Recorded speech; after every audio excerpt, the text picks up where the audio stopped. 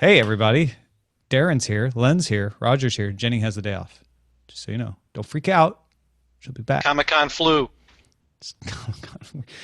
Len thinks she's at Comic-Con. I'm pretty sure she's not, but who knows? I didn't ship her. I'm not tracking her. Darren, you ready? Yeah. No, I'm tracking her right now. Where is she at home? Okay. Playing Angry Birds. Here we go. Support for the Daily Tech News Show is provided by Patreons like you at patreon.com/acedetect. This is FPN, the Frog Pants Network. This is the Daily Tech News for Friday, July 10th, 2015. I'm Tom Merritt. Joining me today, as he does many, many Fridays, Darren Kitchen of hack5.org, hak5.org. How's it going, Darren? So good to be here. I'm so excited. We've got a great lineup of stories. I'm jazzed, having wrapped up our first pen test with Hack 5 course, and I probably even shouldn't promote the open house barbecue that we're having tomorrow at the warehouse because we already have like 100 people signed up. Because you don't have enough meat right now to feed all of those people. But you know who knows how to cook a good piece of meat? Len Peralta. I know who does. That's right. That's they call me. Good cooking meat Peralta is what they call me. Meat cooking Peralta. The finest meat cooker east of the Mississippi. In all of France, yes. He puts shame to that kitchen. Len here to illustrate the show. If you're not familiar, he comes on Fridays, and whatever topic we're talking about, he draws live during the show, and then shares his art with us at the end and makes it available for you to either see and or purchase at the end. So I'm pretty much a superhero is what you're saying. I'm saying that, especially because today, Darren and I our main discussion is going to be about the cyberpocalypse that happened this week. Like, pretty much everything got hacked or failed. Yes. And so we've set you a tall task. Well, I feel pretty good about it. We'll see what I come up with. Who knows? We'll see. We'll see. We will see after the headlines. A person familiar with the matter told Reuters that Samsung will launch its new version of the Galaxy Note in mid-August. Samsung previously has released new Note models in September. Apparently, this is huge news. It was at the top of Google News and Tech Meme. We might get a Note a month earlier. The August launch would put the phone on the market ahead of new iPhones. Now, Samsung's annual profit hit a 3-year low in 2014, so any move by Samsung is going to be analyzed as some attempt to gain back that market share and increase profits. And I know, Darren, you were an early Note fan. Are you still a Note fan? I have had the Note 1, 2, and 3. Or let's see, it's the 4 is the latest, right? We're waiting on the 5?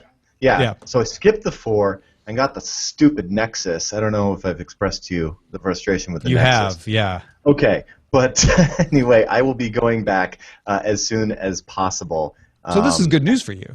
It's good news for me, and you know what? I should also point out that it was on the front page of so many places, including people familiar with thematter.com. It was right there in a story with futures, with stock futures soaring, with PC purchasing declining, and oil prices could fall, and then some mention of the Samsung thing. So it's good to see that they're on top of it over there. People familiar with thematter.com, you say. Are you really looking at it? Is it really there? Yeah. I just linked it in chat, and it's all over. No kidding. Wow, that site still runs. You don't have to do much. It just runs. No, sometimes, Tom, you can just set and forget technology. Other times, it may need a little bit more maintenance. Is this a WordPress site? We should talk about what plugins you've got going. Maybe it's time for we should talk when we're not live on the air, actually. Yeah. TechCrunch reports Microsoft's Power BI Cloud Business Intelligence Service will become generally available July 24th. Power BI tries to make it easy for anyone in a company to visualize data and generate reports using a browser. The service can pull data together from many services: GitHub, Google Analytics, Twilio, Salesforce, QuickBooks, a whole lot more. Microsoft has also decided to open source the library that powers the service's visualizations. A free tier of the service limits you to 1 gigabyte per user and 10,000 rows of data per hour, and the paid service is $10 per user per month with a 10 gigabyte and million row per hour limit. Yeah, this looks a lot hotter than the open source data tables. Have you played with any of these online services to visualize data like this? I haven't, and none of these new like self-hosted cloud-based services. I haven't had a chance to mess with those. They're cool. Yeah, I tried Splunk, and maybe I just okay, so I'll just admit it. The learning curve is really high for these, and so I'm looking at the marketing material from Microsoft on this, and I'm like, wow, that looks easy. The way that it integrates with the Salesforces and the Google Analytics and the other platforms. So I don't know. I think I might give it a shot. It looks pretty cool. I definitely like the idea. I mean, I'm looking for visualization engines for data, and that looks like a good one. And pretty much any employee that has the permission to access the source data can use a browser to access the stuff, as I understand. And then there's a desktop tool if you want to get like serious about your analytics. So it does seem pretty cool. Hey, if you do try it out, let us know. I'd be curious. BBC reports the U.S. Director of the Office of Personnel Management, Catherine Archuleta, has resigned in the aftermath of the Office of Personnel Management data breach. More than 20 million records were accessed by attackers, and this will do nothing to change that fact or future security. But when bad things happen, the head takes the fall, right? Yeah, in fact, actually, it was just yesterday that she was saying that she wasn't going to resign. She said, quote, "We are working very hard, not only at OPM, but across government to ensure the cybersecurity of all of our systems, and I will continue to do so." She continued to do so for about 24 hours. Yeah. Gadget reports BlackBerry and Google announced BES 12 now supports Android 5.0 Lollipop and Google Play for Work. That means BlackBerry security features now integrated into Android in the enterprise. You can make more of this than it is, but it's Google and BlackBerry integrating BlackBerry Enterprise Service into Android, so it's not nothing. Called it years ago, right? Did we not? Totally. Well, I don't know if I would say I called it. I said, This is a really good idea. They should do that, and I'm glad they are. I was just thinking about I was just thinking about a prediction show that it was on with you. It had a different acronym. It was years ago. But, really? I mentioned something to this effect. Yes. Oh, okay. So there you go. Called it. Yeah. But definitely, this will, I hope, reinvigorate BlackBerry, because I don't want to see them die. But, lots of platforms. Here's the thing. BlackBerry is good at two things, enterprise management and keyboards. So this is the enterprise management part surviving. Maybe they could just be a third-party keyboard manufacturer. They are the Model M of the mobile industry. They kind of are, right? Yeah. That's why they're suing Ryan Seacrest. Oh. Engadget passes along the Korean Electronic Times report that Samsung is leading a team of 13 companies in an attempt to develop an 11K mobile display by 2018. You heard me right, 11K, a 2250 pixel per inch display. Why? Hold on, before you just say marketing hype, because I'm sure that's part of it. Samsung says that amount of pixels could allow 3D effects without glasses. So I pull back from saying it's all just marketing hype. If they can pull that off, that would be interesting. South Korean government is even pitching in $26.5 million over 5 years to help out the project. But they didn't, though, say they talked about 11K, but they didn't say the size of the screen, did they? No. Why? You think it's gonna be like postage stamp size or something? Yeah. No. I guess you could just reverse it from the 2250 PPI. But I would like to imagine that somewhere there is an 11K display with each pixel being like the size of your head, so you can have that old school Pong moment. Yeah, for sure. Reuters reports ZTE and SoftBank will deploy a pre-5G commercial trial in Japan early next year. Also, part marketing hype, part something worth paying attention to. It's a stepping stone to 5G that ZTE describes as using core 5G technologies, but on existing 4G networks in order to deliver higher speeds. Might be majority marketing hype, I can't really tell, but it is definitely ZTE working with SoftBank to get people used to 5G, and I'll give them credit for not calling it 5G even though it's not. Right. I mean, 5G, we're told, is supposed to be rolling out 2020 if the groups that put these kind of specifications are together are to be trusted. The idea here is tens of megabytes per second. But what I think is really interesting about some of the changes in the protocol is that proposed achievement would be that several hundreds of thousands of simultaneous connections would be supported for like massive sensor deployments. So think Internet of Things, low latency, low bandwidth, but being able to track that many devices. Sounds pretty rad. Yeah.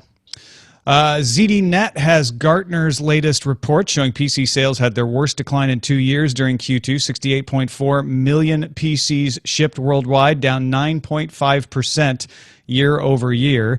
In the U.S., PC shipments declined 5.8%. Gartner cited the dollar's high value, vendors clearing out inventory ahead of Windows 10 launch, and a lack of reasons to refresh or upgrade in general as the problems. Analysts believe the market should see growth again next year. These aren't necessarily surprising, right, Darren? Well, okay, do you think it's attributed to Microsoft and Windows mainly? At this point, PC is a very mature market.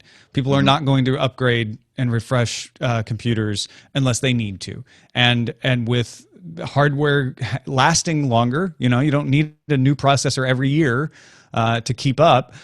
There's just not going to be a need to constantly refresh PCs. And so the only reason to refresh is if you're a couple versions behind on Windows and a new version of Windows comes out. So I do think we'll continue to see a spike when new versions of Windows come out, but keep in mind, Microsoft's new plan is to just do Windows as a service.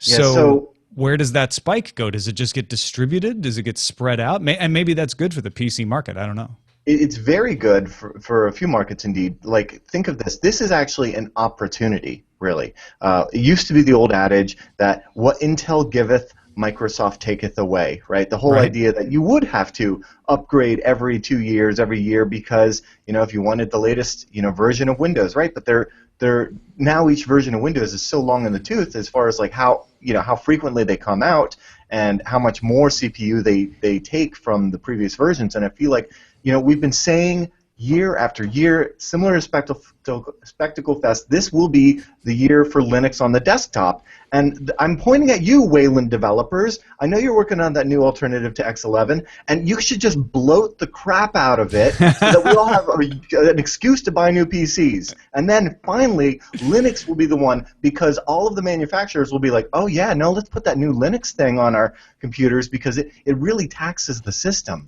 It's you're absolutely right. Linux has been playing the game all wrong all these years by trying to be damn small Linux, totally the wrong direction. Yeah. You need really big, huge Linux. And then people will go for it in droves. People are into big data, so they should be into big OS. Like, why should it be limited to like a 4.7 gig DVD ISO? Like, give us the 10 terabyte OS, Linux. I do think though that we will see an interesting effect on the PC market as Windows becomes less of a big deal, and I mean that both in the fact that there won't be like a Windows 11 launch if the plans are true, but also the operating system kind of slowly fading into the background. And I don't think that means Microsoft dies. I think whether you have Windows or Mac or Android or Windows Phone or BlackBerry OS is becoming less relevant over time. Which is good for the consumer. And remember, there was a time when Microsoft made a version of Internet Explorer for Mac, right? Did they still do that? No, they haven't made Internet Explorer for Mac for a long time. The question is, are they going to make the new browser for Mac? Spartan. If Spartan comes, now just think, like, how amazing would that be? Spartan for Linux. Of course, I know those Arch guys wouldn't run it, but those Ubuntu people would. Well, it's not called Project Spartan anymore. So play this Edge for Linux. It's Metro. It's not Metro. It's Spartan. It's not Spartan. It was Project Spartan though. That was a code name. I'll give them that. That's like saying Longhorn, and then it's like, oh well, it's Windows XP. So I'm still calling it Chicago. Was Longhorn Windows XP? Okay. Yeah, I think it was.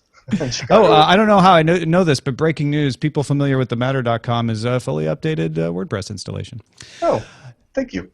ZDNet has Engadget reports Bangalore, India's police chief M.N. Reddit wants citizens to use Periscope to capture footage of crimes in action to help police. Eventually, the organization would like to use a police control room to monitor Periscope and find the location of crimes and alert the appropriate jurisdictional police.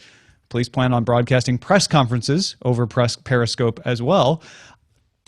I don't know. I just love this story of a law enforcement agency kind of getting it and going, oh, yeah, let's not be afraid of cameras. This could totally help us out. Let's figure out ways that it can.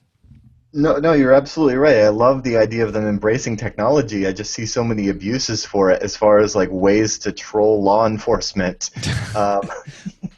Yeah, and that is always that's always the problem, right? This does anytime you open up another avenue of communication, you open up another avenue for swatting.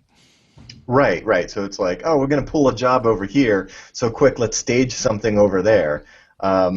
Yeah, I would like to see. Anyway, I don't want to go down that. Just look up the ACLU app. I'll paste it in the channel. Yeah, Longhorn was Vista, by the way. I knew I had that. But yeah, well, all I would say is like, dear Bangalore Police Department, take Darren's warning to heart and try to take measures to help mitigate those kinds of instances. There's no reason not to do it. Yeah, it's like one of those if you see something, say something things that can get like totally out of hand. When you empower citizens with those kinds of things to rat out their neighbors and stuff with video, it can. I don't know. You don't want to encourage that. There's one thing to say like I see a pickpocket in progress and there it goes, versus like I am going to go like break into my neighbor's property and try to catch him doing something because I don't like him. Yeah. Sure. Let's take some news from you. We already have. Can you identify which of the headlines we've read already that were news from you on the subreddit? Go to dailytechnewsshow.reddit.com to find out. The Corley submitted the R&D Mag write-up on a new material that may be as promising as graphene. It's called black arsenic phosphorus. Chemists at the Technical University Munich have developed a semiconducting material which replaces individual phosphorus atoms with arsenic. And colleagues in the US at USC and Yale built the first field effect transistors from the material. It can detect long wavelength radiation like LiDAR, can be peeled off in ultra-thin layers for flexible computing. Unlike graphene, it's a semiconductor right out of the gate, so to speak. So it would be possible to put a black arsenic phosphorus semiconductor in old lace. That's one for all the semiconductor fans who are also fans of the plays of Joseph Kesselring. It's good stuff. Yeah. Bring it. There's none of those. Motang submitted the ZDNet story that Google is using its artificial neural network to detect and block spam. It uses machine learning. The system tracks usage patterns, detects email impersonation, where an email purports to come from one sender when it actually comes from another. Google also announced new Gmail Postmaster tools to help qualified high-volume senders analyze their email data, including delivery errors, spam reports, and reputation. So it almost sounds like they're helping the spammers and they're hurting the spammers. But I guess the idea is the people they're trying to help are whitelisted folks who follow the rules and only send mail to people who have asked for it. This just sounds insane, and I know that it's not that much more insane than, say, Spam Assassin 10 years ago, but it's kind of crazy to think about this. I mean, the technology, don't get me wrong, is really cool, the machine learning and all of that crazy stuff, but it's like feels like such a weird workaround patch to a technology that, like, an archaic technology that probably should have been overhauled like years ago because we're all dependent on it. Maybe added some features for like privacy and authentication. Because when this story begins with whole like mail being impersonated, it just reminds me of like being a teenager telnetting into an SMTP server for the first time and sending email to yourself from Bill Gates at Microsoft.com and realizing it works. Yeah, I know. The first time you ever realize that you can just spoof any email address you want, it's kind of a revelation. Like, who thought this was okay? Who thought this was a great idea? And it was a great idea at the time when everybody knew. It's like, oh, well, that's, obviously that wasn't Bob because, Bob's on vacation because, there's only one Bob on the internet. And we all read all the headers, and we can see that it's not originating at that server. Obviously. Yeah. I mean, the one server that exists. So this is just, I don't know, part of it is just like, wow, we have so many alternatives to email that have so much better, more robust protocols, and yet crazy machine learning is being used to keep the old one kicking. The same thing that powers Google now to tell you what restaurant you might like is also trying to fight spam. I love it. Sheridan submitted the Tornfried article that Pirate Bay co-founders Gottfried Svartholm, Friedrich Nietzsche, Peter Sund, and Carl Lundstrom have been acquitted of criminal copyright and abuse of electronic communication charges by a court in Belgium. All four deny any involvement with the Pirate Bay after its sale to a Seychelles-based company in 2006. The case alleged that the four had involvement between September 2011 and November 2013. The judge ruled that the involvement of the four co-founders could not be proven. So it's out of court. At least they got away from this one this time. And in fact, Oliver Metterlink, director of the Belgian Entertainment Association that brought the case, was quoted saying, "Technically speaking, we agree with the court." Why was this in court in the first place then? And that is a look at the headlines. All right, this was a hell of a week. We have, as we mentioned, Catherine Archuleta stepping down after a revelation that more than 20 million records were accessed by attackers at the Office of Personnel Management in the United States. We have the fact that 400 gigabytes of data from the hacking team surveillance firm has been publicly disclosed. We have a router issue grounding United Airlines flights for 2 hours on Wednesday. We have the New York Stock Exchange and many Bane joke memes created as the New York Stock Exchange goes down for 3 hours, 38 minutes Wednesday due to a gateway error related to a software rollout that went wrong. We have the Nigerian Communications Commission seeking the right to intercept calls in Nigeria. We have FBI Director James Comey testifying to the U.S. Senate Judiciary Committee that terrorist groups using encryption are hiding recruitment efforts and kill orders. And then we have 14 cryptographers publishing a paper arguing that, hey, you know what, though? Giving special access to encrypted communication puts data and infrastructure in peril. New York Stock Exchange goes down. United Airlines grounded. Everyone getting hacked. Darren, is this the cyberpocalypse? It is. It is the end, Tom. And well. It is why I Quick am going answer. back to Fidonet. We're out of here. Yes. No, I mean, are things really getting worse? Are we headed for some kind of cybergeddon, as many outlets are saying? Or is this just the world becoming more aware of what's already been going on for decades? Well, we should probably consider that in the past we weren't as well equipped to detect data breaches that are happening more and more. I'm not saying that they aren't. Nobody's disputing that since it's being tracked that they haven't been on the rise. But you consider kind of like the change in the vulnerability of the software. We were just joking around about Windows 95 and Vista and such. And so you think about our capabilities to detect these threats as opposed to how vulnerable we were versus how, generally speaking, software and concepts of building secure systems have gotten better, and yet it seems to be reported on more. So I guess the question is, this has probably been going on for quite some time. There's the largest data breach, or the largest cyber attack on the U.S. government that we were just talking about. The Office of Personnel Management, yeah. Right, and it makes me wonder, is it really? It's the largest one we know about. Exactly. It's a good question. I mean, if an intelligence agency had an attack like this, would we know about it? Probably not. Mm-hmm. And then the other thing, as far as those other systems going down, yes, NYSE going down, United Airlines having to ground their flights because of computer systems. Okay,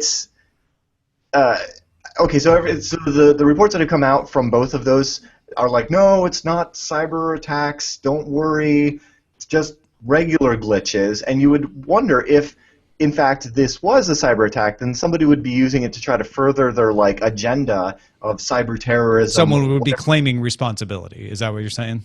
Not even just claiming responsibility, but you would see politicians using this to say, this is why we need an anti-encryption laws and things of that. So you can kind of imagine if systems like this are already this complex to just manage today, how much more complex it would be if you had to sort of heed to the government as far as their requests for backdoors and things of that nature are.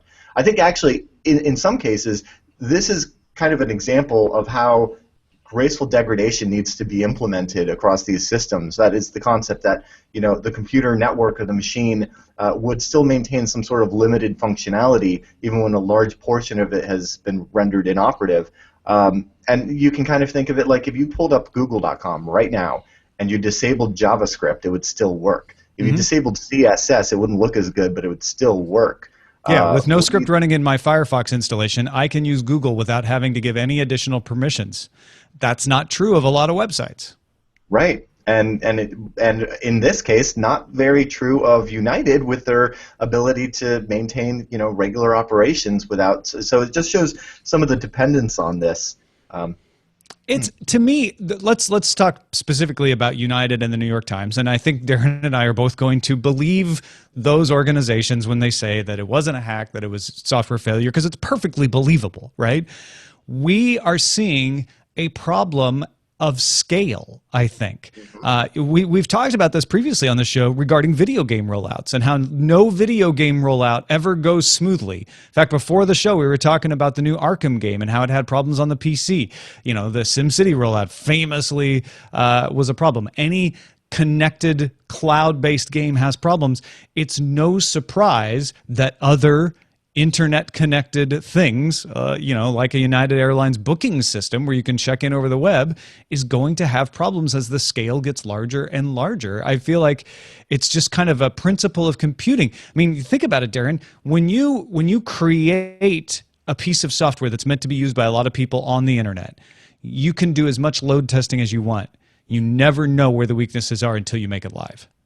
Right. No, I absolutely know. We just launched or soft launched the Land Turtle with our Pentest with Act 5 course, and I was getting immediate feedback from students like, oh, that's kind of needs to be fixed before we go live, and it will continue to be so, which is why it's open source and why people can contribute to it and stuff like that. But of course, the same is not true for systems from NYSE or from United, obviously. And as a systems administrator, I can absolutely sympathize and recognize the difficulty in maintaining those systems. It's just that, if my network goes down, like, oh, some people can't get a podcast. If their network goes down, it really inconveniences the world. It slows world trade, which is, it's a bigger impact. I think it's showing, though, that we hadn't really penetrated the entire world with internet-connected computing until now. With this, and this is what you would expect to see. The same sort of things that brought down AOL or that make a website going down. WallStreetJournal.com went down for a short period of time, same day as United and New York Times. And the only reason people really noticed was because it happened at the same time as those other two. Websites go down all the time for various reasons, right? Right. So I think there's that side of it, which is like we're going to see these sorts of things happen, glitches happen that affect more people because the internet and computing is affecting more people and being used in more places. That's just a matter of percentages. And we will get better at that as we get more used to operating at that scale. The other side is the hacking, though. I mean, the GAO here in the U.S. reports that incidents against the government rose 35% from 2010 to 2013. The Ponemon Institute study, sponsored by IBM, says the average cost of a data breach has risen 23% since 2013. That seems to imply that maybe overall total attacks aren't going up, but the attacks are getting focused and they're getting more costly. Right. No, absolutely. I mean, like we said, like the complexity has gotten so much more, and the systems are built with security in mind. So, it's not as easy as it used to be. I was joking around about sending emails from Bill Gates. Like, yeah, you can still do that, but, Google's heuristic system is going to identify it and be like, yeah, you ain't Bill. So... So if somebody's out there freaking out saying, like, I think cybergeddon's coming, it's all going to fall apart. Well, it's going to fall apart regardless of hackers. Every system will fail. So the thing is, build it in such a way that when it does, because it's not an if, it's a when it does, that there's still some, something in place to have it working in some sort of capacity. That's an interesting way of thinking about it. The malicious attackers and the software glitches and the network errors and the load testing errors. Yeah. They're all a category of things you have to anticipate and be ready to deal with. Right. No, it's the same. Like, I don't care if it's hackers from DPRK or a tsunami. The electric grid needs to work in some sort of capacity, and when it doesn't, you need to have things in place to get things back up and rolling. So it's just another vector, right? It's another reason that you need to be really nice to your local sysadmin. Right. Right.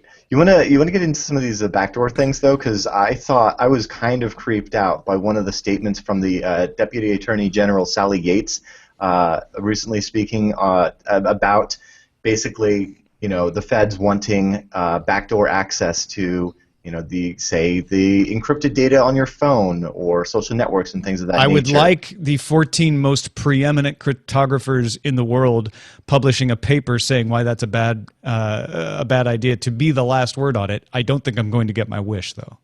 No, you won't. And what's really creepy here is actually the statement that Sally Yates said, that they're working directly with Silicon Valley companies to forge, quote, individualized solutions, and that they're, quote, not ruling out a legislative solution. I want a legislative solution, aka let's legislate that breaking crypto on purpose and putting in backdoors is bad. I want that sort of things on the book. What creeps me out is the whole idea of like, oh yeah, we're making backroom deals. And it reminds me of things that we learned from Edward Snowden's leaks, where, for instance, Outlook.com's encryption was Microsoft happened to work with the FBI on the backdoor for that. So that's what really creeps me out, because yes, you're right. These security experts have written some amazing stuff on the subject. It's like crypto wars from the 90s all over again. But essentially, this time, what law enforcement is looking to get is what they call exceptional access. That's whereby there's not a traditional backdoor where you just let us see everything. There's a set of keys, and you hold some keys, and we hold some keys, and only when all of those keys come together is law enforcement able to access the system. All of this rests on the presumption that the bad actors will use that encryption technology that has the keys, which they won't. Right, exactly. So it's like, if I'm a crazy terrorist, am I going to use the backdoored iPhone? I don't think so. Yeah. So I mean, sure. I guess they could make a secret deal with somebody, but even then, there's plenty of projects and encryption plans that they can create on their own that don't have the secret keys built into them. So it's kind of an uphill fight. And Director Comey, in his testimony, did say that they have been able to make progress against bad actors and capture them and capture intelligence without having to have backdoor access. He did at least admit that, and I think that's important to note. Yeah, and it's also important to note that the exceptional access, the whole thing is just flawed on so many fundamental levels that it would actually take us back to the Stone Ages, where we're actually progressing forward right now with things like forward secrecy and authenticated encryption and things like that. And just it's unfathomable the kind of cost and complexity adding such a system would be. And then you think about, hey, here's a system like the NYSE or United that just struggling to keep things going on a regular basis, add backdoors, and then it gets even more complex and scary. And then, of course, the single most terrifying thing is oh, so wait, you're saying that there are just these couple of keys we need to get? We're the bad actors, and we want access to everybody's stuff. We just have to get those things. Cool. Yeah, exactly. It's a big fat target. All right, let's lighten the mood a little. Let's have some music. Let's have some Turkish dance music, Darren. Yes, and cats. Sure. This one was sent in for our pick of the day. Listening to the show 2533. The topic was curated playlists. My favorite online radio station is Dynamo FM. That's DINAMO.FM. The station is a real FM station in Istanbul, playing electronic music ranging from quality electronic music to avant-garde to mainstream syndicated programs. In the wee hours Istanbul time, the legacy station gets weird, and you'll hear Ornette Coleman via crazy jazzy programs or maybe space music. Did I mention that they run several online channels for different electronic music verticals? I've been listening to Dynamo FM since their inception and always return after my current music service runs stale, as is the case with Rhapsody, Pandora, Spotify, Groove Shark, and my own music collection. The ads should you catch any, are in Turkish, so they don't bother them nearly as much as ones that are English. And they have phone apps too. So if you're a fan of electronic music, especially European curation of indie and mainstream sounds, this is a go-to station at Dynamo FM, DINAMO FM, and I forgot to copy over the name of the person who sent this. Mark. Thank you, Mark, for sending it. Mark might also like DI.FM, which is short for digitally imported. Very similar. It's good techno stuff. They got 40 channels of all sorts of electronica as well. So put them both on. Yeah. Send your picks to us, too. Not just radio picks for anything. Feedback at dailytechnewsshow.com. My picks are at dailytechnewsshow.com/picks. All right, let's plow through these messages of the day. Pete from sunny Florida, posting on our blog, said, hey, regarding those curated playlists in music, I doubt they'll work better than algorithmic playlists. The real reason for them is payola. I believe the producers put their favorite pet project on the top of everybody's lists. Google puts sponsored links on the top of search results, but at least those are clearly marked. Your playlists are going to be full of music you're supposed to be listening to, not what you like. It's all money, Darren. Forget curation. Sure. It's all money. Forget curation. I actually think that, you know what, it's not unlikely, Pete, that maybe something like that happens, but I don't think it happens nearly as much as you're talking about. And there are plenty of curated stations out there like Dynamo FM, like Soma FM, like DI, that, was it DI.FM? Yeah, DI.FM. That aren't subject to those pressures. That I think the point is still good that curated playlists sometimes can be good and expose you to music that you would not otherwise have noticed. Rich from lovely Cleveland thinks we've seen an emergence in the middle ground between just algorithmic curation and having some sort of direct human oversight. He writes, I could see IBM's Watson used on something like music curation. Instead of scanning encyclopedias and medical journals, it would linguistically parse Pitchfork and Rolling Stone, building up a semantic relationship in the language of the reviews and using that to serve up relevant content. Much as it's already done for medicine and food, it could draw on what people have already produced on a topic, but would be able to create relationships that are perhaps non-obvious. And then it creates relationships between the music you're listening to and your current health. You've got the Fitbit that's communicating with your iPhone, telling you what music to play based. Oh, it gets crazy. Thank you, Watson. And then Howard from South Jersey wrote in regards to the release of Microsoft Office for Mac. He says, I'm conflicted whether to become an Office 365 subscriber or to wait for the boxed copy. Given that it's been 5 years since the last significant update, I'm concerned that the monthly subscription will be much more expensive without any particular benefit over the boxed copy. I've been very pleased with Adobe's Creative Cloud subscription, which has proven time and again that the monthly subscription brings more features and more access to the tools. But Adobe has traditionally kept Mac and PC versions on par. Do you think that Satya Mania will bring that consistent innovation to the Mac version of Office, or will it be another 5 years between significant updates? Well, I think if that's your argument against like innovation on Microsoft Office, then you're probably better off with OpenOffice anyway, because you just needed Word and Excel or their direct equivalents. And there may be places where certain spreadsheets created in Excel don't open very well in OpenOffice in your particular workplace, and I can see that being an exception. But you're right. If you just want freedom from all those restrictions, then go LibreOffice and be able to do stuff that way. I do think that I had not thought about the single-use scenario for Office 365. I feel like the box case is still better if for some reason you have to get Microsoft Office, whereas the subscription is good if you're like, hey, you know what? I need to install this on like 5 different machines in my family, and this saves me money over the long term, then it's probably worth it without having to break the law. Finally, Jeremy writes in and says, you may or may not have heard of Vote. V-O-A-T. A lot of people are writing it up now because people upset with Reddit are going there and using Vote. Anyway, Jeremy says, I created a Vote subverse for Daily Tech News Show. I just wanted to help out and grab it. If you'd like to claim it or become a moderator, let me know. I'd be willing to help out. I just wanted to grab it before anybody else did. It's voat.co/v/Daily Tech News Show.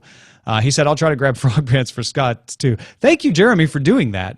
That's actually how the Daily Tech News Show subreddit happened, is Scotty Rowland just made it, which is fantastic and does a great job continuing to help run it, along with Kyle and Seb Gons and Tom Gerke and others that joined in as well. So if you're interested in helping Jeremy out with the vote, there it is, voat.com/v/Daily Tech News Show. I threw a couple links in there so it didn't look so abandoned. Have you heard about Vote much, Darren? No, I haven't. I'm checking it out now, and it just looks like they completely forked Reddit. Yeah. They Yeah. did. Yeah, it's So it's a whatever Reddit code is available publicly seems to have been used there. I may be wrong about that, but that's what it looks like for sure. Wow. I'm not necessarily Looks going to use it to replace the subreddit because the subreddit has so much momentum and people know to go there. But I'm also not against experimenting and seeing like, well, maybe it's good for something else, or if if Reddit collapses, which I don't expect, at least we've got this as a backup. So really appreciate Jeremy doing that. Experimenting is good. I mean, some of us did go in college. Absolutely. Well, thank you, Darren. HAK5.org is the place. You had your big pen testing course last week. I know it went well, and I'm glad to hear that. What else is going on? Oh, man. Let's see. Shannon just did a thing on packet sniffing with Android. I'm looking at, we're doing this whole series on virtualization. So if you're interested in building, recycling that spare computer in the closet and turning it into a VM server where you can try out a bunch of different operating systems and blow them up and build them again, check it out. We've been covering Citrix Zen Server. And ThreatWire's doing Epic, as well as Metasploit Minute, Hacktip, TechThing, and all sorts of new fun, good things coming to HAK5.org. If you're in the Bay Area and you want to come hang out with us at the warehouse tomorrow, we're having a little open house, hack5.org/open house. Check it out. Len Peralta. My God, Len, this may be the most beautiful, awe-inspiring thing you've done yet. This is crazy. I don't know how awe-inspiring it is. It's just sort of awe-inspiring to me. It's sort of a reaction to all the news from this week. I saw the cybergeddon, and I didn't really think I could make a real good joke about it. So I just decided to do something that was a little bit darker. Yeah, you're right. This isn't funny. It's not funny. It's a little bit darker. Yeah, it's got some dark tones to it. It's good though. Okay. Thank you. Yeah, it's an interesting little piece of what I think a cybergeddon dweller might look like. Is that the like pineapple survivor of the future? Yeah, that too. A survivor too. Well, survivor, whatever. He's going to be battling it out. Yeah, the tech here is sort of funny because there's all kinds of like wires, and of course he's got like the I thought about it afterwards. He's got the Wi-Fi in the front of his gun, but why the wires? But then hey man, he's his own self-contained hotspot or something. I just assumed that was the Wi-Fi Pineapple Mark 1000. Right. Yeah, you got to use the Mark 1000 against Skynet, or you're not going to have a chance. I need to know his name because ultimately, what I want to do is see him show down with Quanto from the very first DTNS Friday art. I don't know. Darren, I'm gonna give you a full opportunity to name him because I'm not good at that. Because I think they need to go side by side and like dance toe to toe, him and Quanto. Now that's something I'd like to see. Maybe at Dragon Con. That'd be cool. I don't know what to call him. Squimpy? Squimpy. We could definitely get Bang S in IRC to help with that. All right. Yeah. We'll do some naming. If you want to take a look at it too, lenperaltastore.com is the place to go. And of course, if you're a Patreon supporter of Len, you can get it even easier. Yes. Patreon.com/Len. Thank you to our patrons who support the show and make it possible for us to continue to do it. Your value of the show is what allows us to give you value back. The more you value the show, the more value we endeavor to return to you. So help us out if you can. dailytechnewsshow.com/support. Give as little, or as the We Have Concerns guys say, give as much. There's no limit what you could give. If you have a lot to spare, we'd be happy to have it. But you don't feel like you have to. It's all whatever you feel is appropriate. dailytechnewsshow.com/support. And don't forget, if you're going to Nerdtacular and you're interested in the new Nerdtacular edition of the DTNS shirt, which has all of our names on it, spelling out Nerdtacular, you can get that at dailytechnewsshow.com/store and use the code 2sides to avoid paying for shipping and just pick it up in Salt Lake City when you're at Nerdtacular. Our email address is feedback@dailytechnewsshow.com. Use it. Call us, 51259-DAILY. Listen to the show live Monday through Friday, 4:30 Eastern at player.alphageekradio.com. And visit our website, dailytechnewsshow.com. We'll be back on Monday with Patrick Beja on Monday, along with Justin Robert Young. Talk to you then. This show is part of the Frog Pants Network. Get more at frogpants.com. Diamond Club hopes you have enjoyed this program. Great show. What should we call it? Yay. This display goes up to 11K. Dynamo.fm, not Constantinople. End, ... times, ...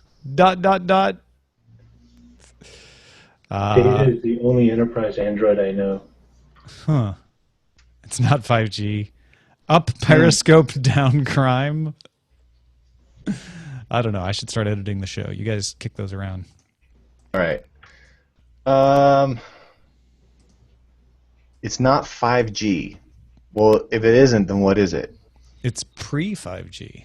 CSI Cybergeddon.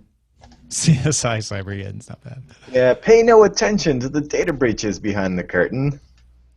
We're going to need a bigger OS. Nice. Definitely. In fact, what would be great is you've got all that source code, open source community. Just like, I don't know, download, clone everything on GitHub, all of the source, and just put it into one giant ISO. I want to see who can make the largest Linux distro. The one that doesn't even need a repository because it's all just baked in. Oh, you wanted a piece of software? It's all in there. Here. It's in there. We'll call it Prego Linux. Binaries. Just include the source to everything because it's bigger. I like the display goes up to 11K. Yeah. Go big Linux or go home. End times. Dynamo.fm. Not Constantinople.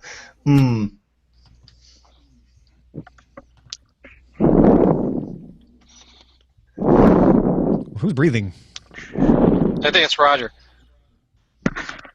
Sorry. Darth Roger. We're all breathing. We're all breathing, Tom, but... I like the Oh, 4 crap. minute.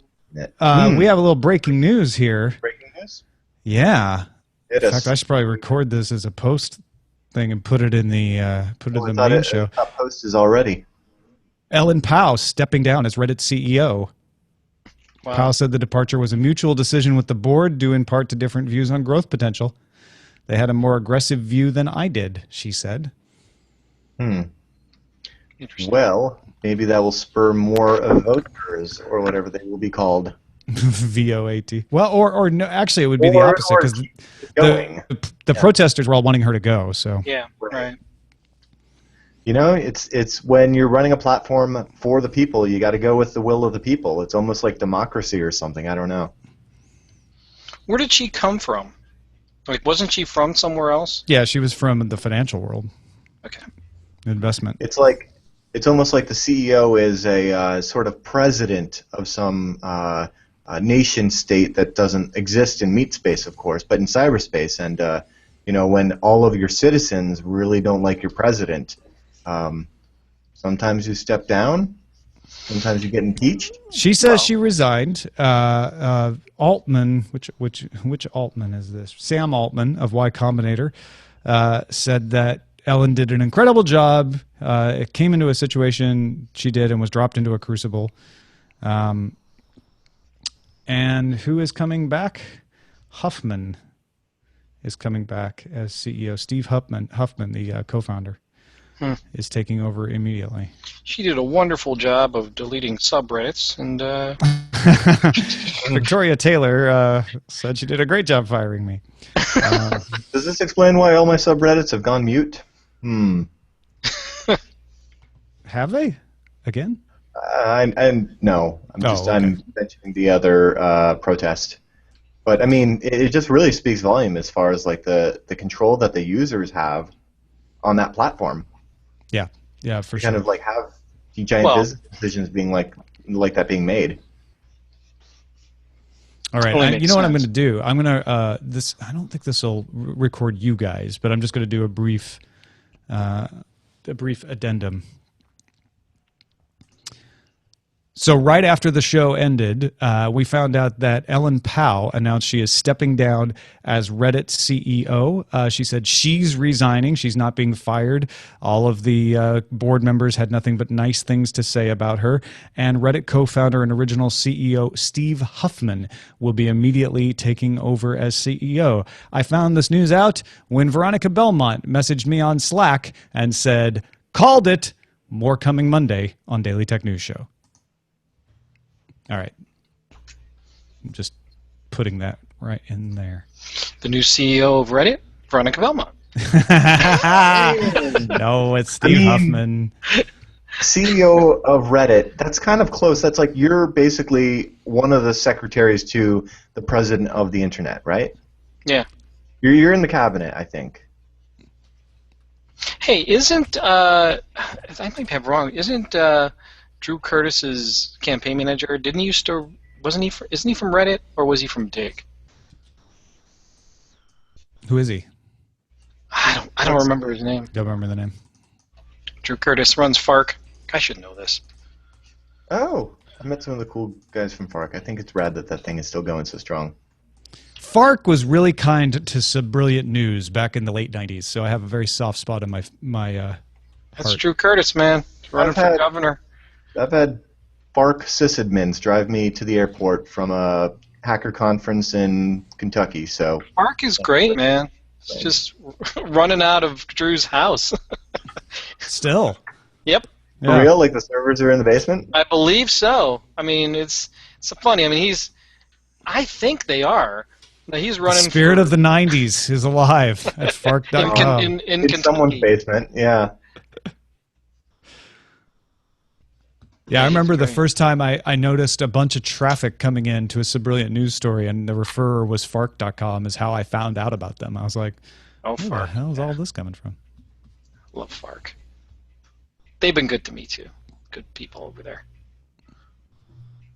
That's a GeoCities Angel Fire era site that's still kicking. Yeah, I love it. And you know what? Hey, hang on. I think there's a really interesting analogy of that and between that and Reddit, what we were just talking about. Yeah. You know, what's the difference here? What's the staying power? Huh. I mean, the community is still a very small community. Sure. But you think about the management of FARC in the sense that it's still run in the founder's basement. You know, is Reddit still running in the founder's basement? I doubt it. When co-founder's stepping back in, maybe he's like, "Hey guys, I saw you guys were in some trouble. I've got a really big basement." Alexis Ohanian probably has a bigger basement than Huffman. But that said, is it the size of the basement or the willingness to host from it that's important here? I think you got to keep it in the basement. Just keep it in the basement. Look, all Just right, keep folks? it in the basement. Don't. You're gonna FARC it up if you don't keep it in the basement. There you go. Don't FARC it up, people. Well, actually, no. You want to FARC it up. You want to keep it FARC. Oh no, you want to? Yeah. Yes. Keep Let's FARC FARCing it. things up. It is. Yes, it's your duty to the internet. Don't Duty. fail us. Internet, don't fail me now. Mm. So what? Yeah, think about it. Like, what else from the era FARC is still around? Amazon, Yes. eBay, They're still relevant, I guess. PayPal. ish. PayPal's still around. PayPal's not. Is that really from that? I feel like PayPal's No, later. they're totally from the mid '90s, aren't they? Are they? I'll tell you in a second. I could just be like wrong. But oh, 1998. Never mind. Okay, well, so that's why I was wishy-washy because I would say they're coattail riders. This is the 95 and higher. PayPal right? PayPal still counts though. 90 I'd count PayPal. Well, Sure. well, wait a second. Well, when was FARC? Yeah, because I don't think FARC started more than 97. Oh, what are we thinking? FARC launched in 99. Yeah. So okay. yeah. Okay. So the list PayPal is counts. the pre-2000s. Right. I mean, technically Google was pre-2000, right? Yeah, that's a good point. But there's a lot of things that like just never really got off the ground before. Flues. Flues didn't really get off the ground. Flues. No. Nope. What was Flues? Was that the one where you could get gift cards for people? It was the online currency. Oh, where you could give them money and then they would allow you to spend it at select merchants. What? So basically, yeah, it was online gift cards, but they didn't call it that. Who would ever have a currency that's not tangible, you know? But see, the idea is eventually everyone will take Flues. Yeah. Sure. Right. Yeah. Sounds like a floozy idea to me. Webvan. Webvan's gone. Good riddance. Tripod is still around. They went B2B. Hey, Lycos is still around, but Lycos is reinventing themselves as like a wearables company, I think. You know what? Here's how you redefine this list. It has to be companies that have not changed hands. Well, yeah, because Excite is still around technically, Right, but how yeah, many I wouldn't times count has them. Excite sold? Yeah, totally. I mean, wow.com, internet.com. Zombocom. Zombocom has not sold out. No. Zombocom has not. You can still do anything at Zombocom. In fact, Zombo.com was created in 1999. Oh, so it's right there in the FARC era. It's right there in the FARC era, yeah. I think, that 95 to 2000 was really the heyday. What's Mahir up to? Is he working at Dynamo FM?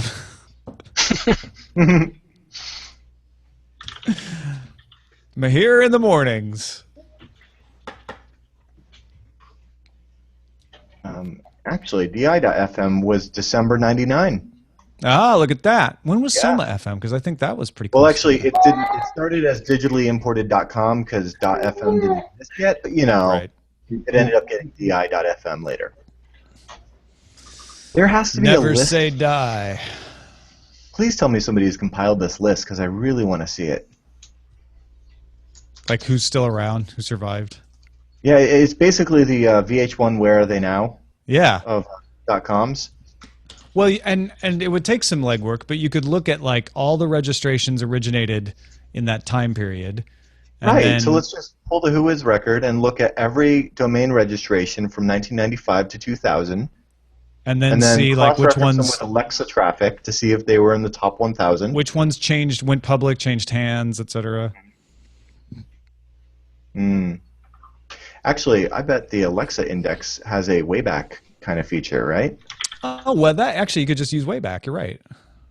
Well, but Wayback won't tell you what the most popular sites were Oh, I from guess that you're right. era. But Alexa might. Yeah. Oh, Alexa has a 7-day free trial now. What? I thought you used to just be able to pop in a site. You used to be able to. You used to be able to do they're not like Zombocom. Used to be able to do a lot of things in this world, Darren. No, see, it's when these businesses keep changing, right? And you expect to be able to do anything, and then you can't. They took away the Zombo. They had Zombo, now they don't. The thing about Zombocom is they stayed true to their mission. Of Right. letting you do anything you wanted. The only limit Like being your FARC. mind. Like FARC. Yeah. Right. So They what stayed we true to need their is an mission. award. And also This is- started the Fubies site. But they mostly stayed true to their mission. What we need to do, Tom, is we need to create an award from the internet to the sites that have kept farking it up and kept to the Zombocom mission, right? So it's like a lifetime achievement award. Well, not a lifetime, but yeah, we're coming up on many years. An internet 20 years. Yeah. Yeah, we've got 20 years on. I've been more alive online than offline. That's crazy. I'm counting my how old I'll have BBS to be days. for that to happen. Hey man, you should totally have Drew on your show. Yeah, if he would have time to do it, I'd love to do that. Yeah, I don't know. Current Geek would be even better. But yeah, he could. I'd have him on anything he wanted to do. Yeah. Let me. I don't know. I'll send him an email. All right. I'll introduce you to. He might think remember me. He might not. I have no idea. I think his campaign manager used to be at Reddit. So I was looking in it up. 5 or 6 years, Darren, I will have been alive online longer than and not online. Okay. What do you count as online? Like you're starting up your first email? Oh, I was going from the first time I ever used Gopher. Yeah. BBSing? BBSing for sure. For the first time I BBS, that was 92. Did you play Legend of the Red Dragon?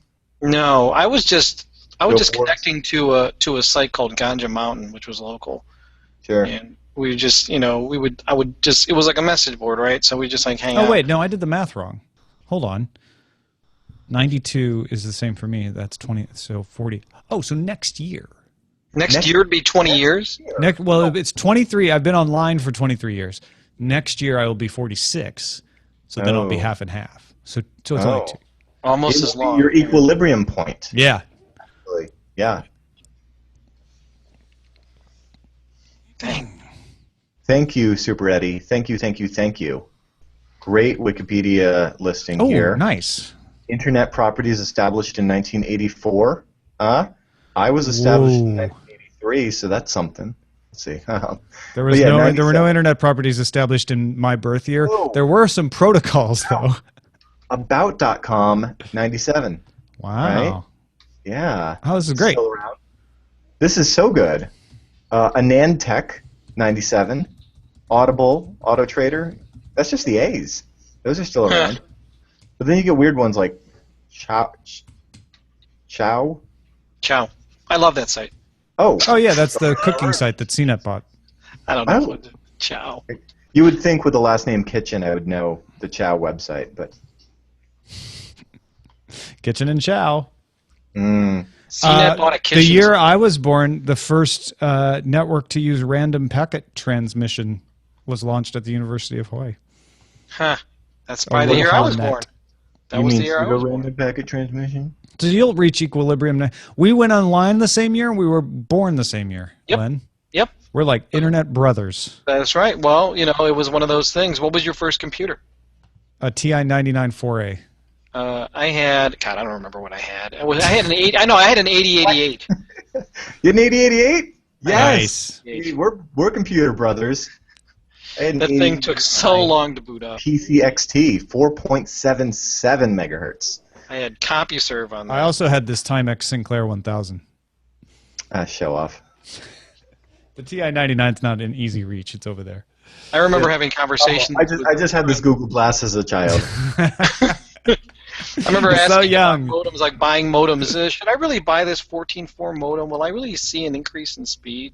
Yeah, you will, and you can put your 9600 baud back in the box and take it back to the store you bought it from. I jumped from the HackerFX files. I jumped from a 9600 baud to a 28.8. I milked that 9600 baud. I was like, I don't need the graphical web. What do I need to waste money on a 14.4 modem for just to see advertisements? And then finally I gave in and I went right to 28.8. Yeah, I don't think I ever had 28. I went from 14 to 56. I don't think. Oh, wow. Yeah, nicely done. No, I was on a shell account. I was on a Unix shell. I browsed in Lynx until 1996. Yeah, Lynx was. Hey, have you ever thought to yourself, like when everything was anonymous, like you didn't, like there weren't public profiles of people and stuff? Have you ever thought about like if you've run into people that you used to like chat with years ago? Right. Like, whatever like on happened news to groups those and people? stuff, right? Yeah, whatever totally. happened. I've been to one at DEF CON one year, and it was somebody that I hung out with when I was like 12 on IRC, and I was like, "Holy crap, you're Mad Cow? I'm Mardwolf." Like, whoa. Yeah, how do they even find? Like, well, how did they find you? Hack 5. Oh, okay, right. Yeah. But I still Yeah, remember, it was- all the IRC buddies I used to hang out with. I'm sure, Nth Mike and BioCow and NBomb and everybody else on IRC, like, is like, you have real relationships, right?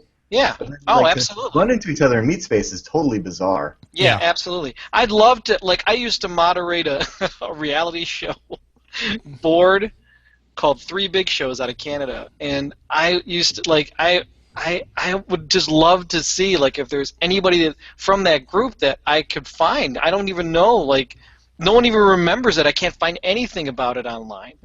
It was like this really small, because the Three Big Shows at the time were Survivor, Big Brother, and Who Wants to Be a Millionaire. So I was like on that board, like, and like, it was a pretty decent sized board, but I don't know anybody. Like, I was just, it'd be cool to run into some people that would remember, like, that I was the mod there, and I don't know, it was fun. It's cool. Good times, man. Online All right. communities are real communities. Oh yeah. And They can be good, they could be bad, right? Yeah. They can keep farking on, or they can oust CEOs. That's right. Well, That's all. If you think about it, that's all Twitter is a big BBS, really. kind of. My BBS let you post more than 140 characters. Yeah, but you know what I'm saying. It's the chat board, right? It's that. I know. Let's reinvent the chat room over and over. We will continue to reinvent IRC, FTP, and www until the end of time. I'm sorry, I was just looking at the fact that Philip K. Dick's daughter attended the Man in the High Castle panel at San Diego Comic-Con. What's this? Let's do it. You ready? What are we doing? So ready. We're gonna call it. We're We're gonna gonna- call. We're gonna have to find out about sports, obviously. Sports? Yes, Len and sports. Yeah. What about it? Yeah, come on, Tom. You're the anchor of this thing. You should know. Now to Len with sports. Oh yeah. Well, the Cavs just signed LeBron James today, bringing the big three back together. Kyrie Irving, Kevin Love earlier this week, and LeBron James. Also, this is just Cleveland sports because I don't know anything else. I'm not really following anybody else. And who else? Iman Shumpert was signed this week. So the one holdout is J.R. Smith. What's going to happen with him? Who knows? But there's unfinished business in Cleveland, and it looks like Dan Gilbert is getting this team back together. Well, we can hope so, Len. Thanks for that. Len will be back with more updates at 10:30. Now to Darren with weather. The weather on the network here at the Hack 5 warehouse not looking so great. Sending pings to my favorite 8.8.8.8. Usually using about 32 bytes here, but somewhat truncated them to 3 time to live. They're not really making it past the gateway at this time. It's rather sad. I think the bits are just falling on the floor. Hopefully the networks run much smoother in your area. Back to you, I'll Tom. be taking my umbrella, Darren. That's it for Eyewitness Tech News, everybody. Have a good afternoon.